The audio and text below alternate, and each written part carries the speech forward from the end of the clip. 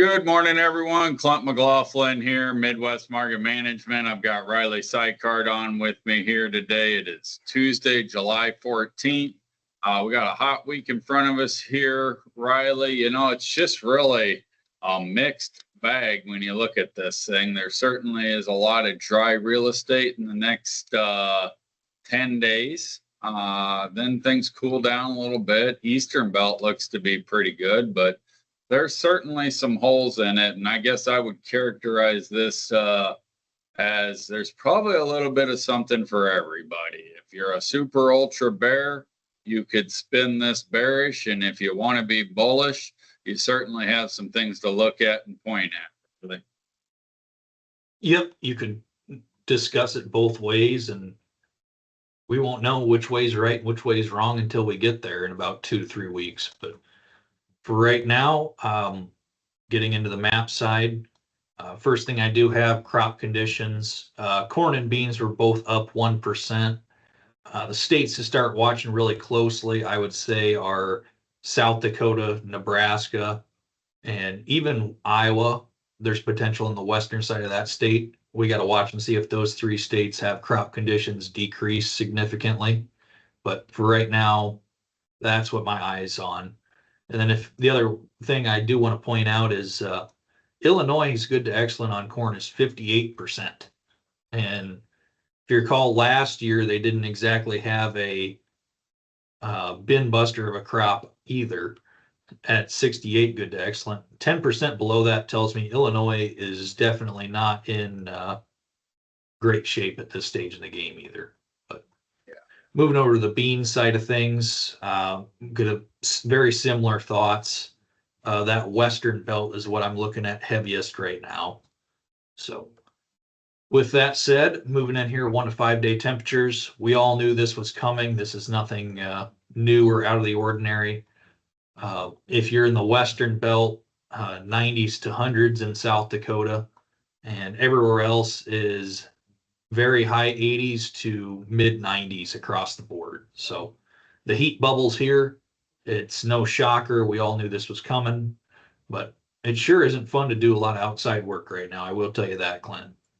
No, and you know, I'm pretty well known for saying if 85 is ideal, 93 is not hot. And that's what we're seeing a lot of here. But, you know, that big red blob over South Dakota, that's the area that has me intrigued, I guess, is how long can they hold on with low humidity levels, high wind, and that kind of temperature.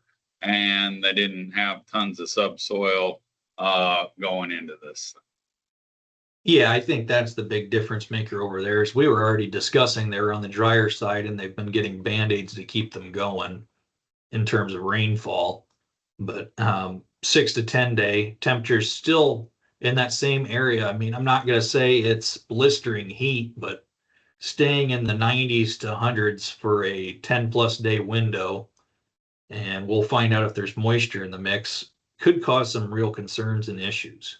But the one thing you pointed out, Clint, that there's goods and bads for both sides of how you want to look at the market. The Eastern Belt in that 6 to 10 days really cooling off, highs back down in the low 80s, which is definitely about all you can ask for over in that Eastern Belt. Well, and that's an ideally timed situation. I mean, I would think that they would have to be pretty well in the gut slot of pollination at that point in time, wouldn't they? Yeah, should be. So definitely good thing for them to have those cooler temperatures coming in the 6 to 10 day. Looking at the last 2 weeks of rainfall, all of this rain came more to the week to 10 days ago range. Not really much reported rain in the last 2 to 3 days, so nothing new there. The 1 to 5, this is not a shocker to anyone either. No rain in the forecast, or if you're in the Eastern Belt, some small spotty chances, and that's it.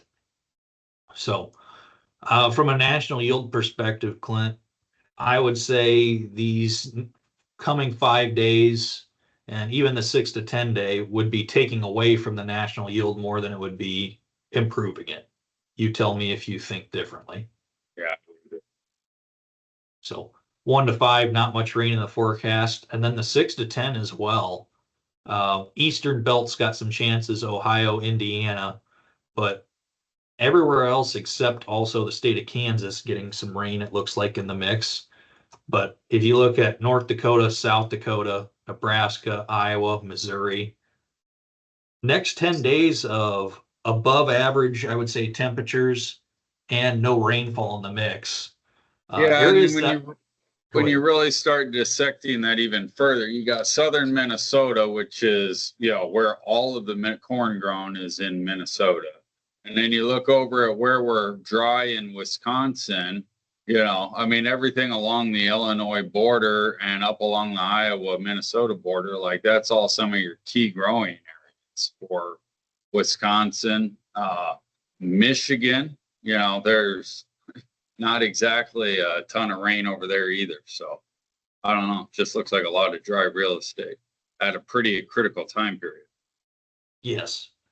So the moral of the story, as we're looking at these maps today, is hot and dry. And we always say we don't get concerned unless you have both. We've got both. Yeah, we certainly have warm and dry in most of the belt and hot and dry in some of the belt. Yes. So looking at it from a national yield perspective, we've mentioned it the last couple times, but I would say our yield is continuing to run down instead of up. Still the question is, though, coming down from where? You know, we can do better than trend line. So have we gotten to the point where yields are below trend line, above trend line? That's tough to say. But I would say, considering a huge yield shattering new national record, I would say we've came off of that fairly significantly. One would think. So overall, 1 to 13 day precip, 10 to 13 day does show rain coming back into the mix. We'll have to wait and see if that actually does come to fruition here, but I'm going to point out the South Dakota, Nebraska, Iowa, southern Minnesota has a hole where even in a 13-day forecast, there's nearly no moisture in that area. So definitely going to have to watch that close and see what happens going forward. Yeah, and I think also that Illinois is going to be a key area because you know, I mean, that whole eastern side of that state's looking pretty.